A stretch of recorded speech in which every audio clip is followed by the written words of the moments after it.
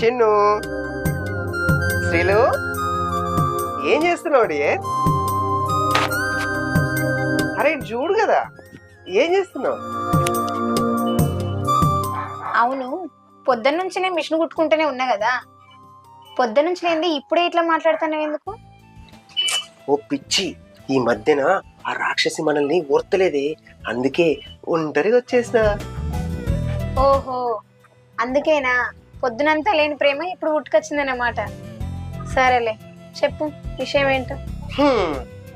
చెప్పేదేముందే పిచ్చిదానా, చిన్నోడేమో స్కూల్కి వెళ్ళిండు, ఆ రాక్షసేమో ఇంట్లో లేదు. అర్థం చేసుకోవే బంగారం, ఇంకేం చెప్పాలా?